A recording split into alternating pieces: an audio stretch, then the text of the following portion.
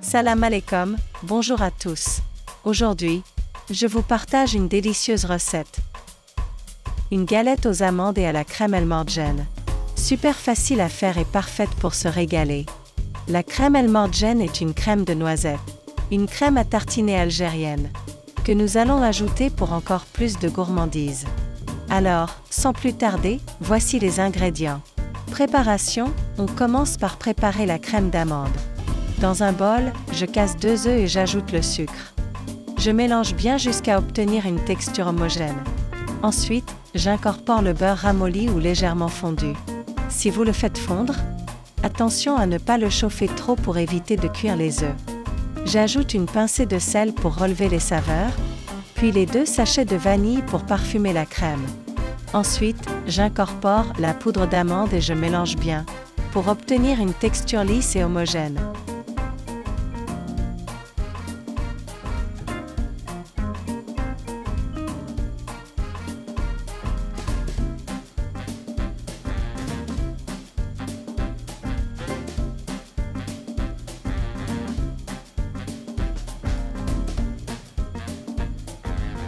Une fois la crème prête, je prends une première pâte feuilletée.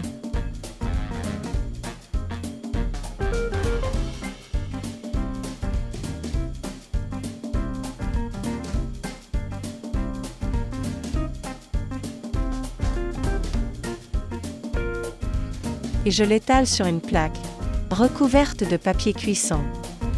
Il ne faut surtout pas la piquer, sinon elle ne gonflera pas correctement.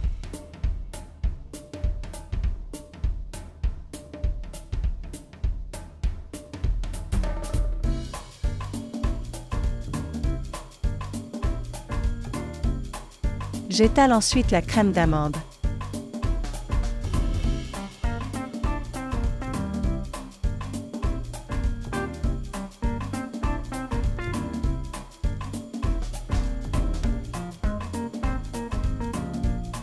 En laissant une marge de 5 à 10 cm sur les bords.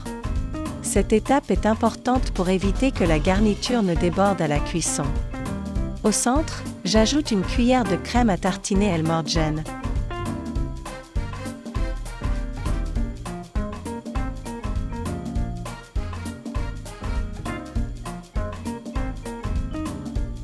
Une crème de noisette algérienne qui apporte une touche gourmande.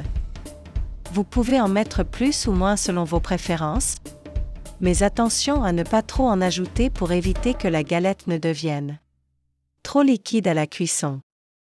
Je recouvre avec la deuxième pâte feuilletée et je soude bien les bords en appuyant légèrement avec mes doigts. Pour une finition plus nette et un joli effet, j'utilise une fourchette pour sceller tout autour avant d'enfourner.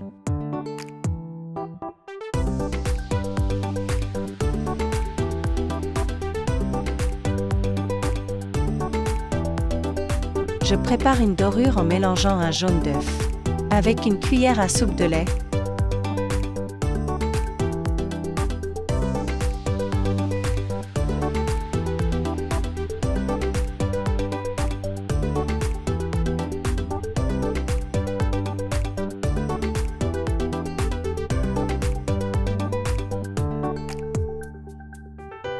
Je badigeonne toute la surface avec un pinceau pour obtenir une belle couleur dorée.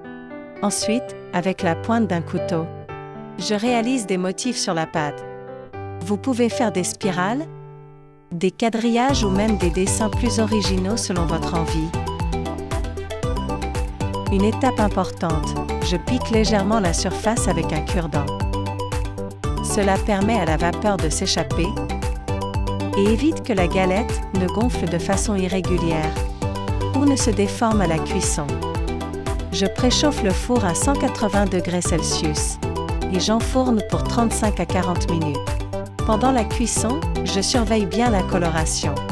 Si la galette dort trop vite, je peux la recouvrir d'une feuille d'aluminium pour éviter qu'elle ne brûle tout en continuant à cuire à l'intérieur.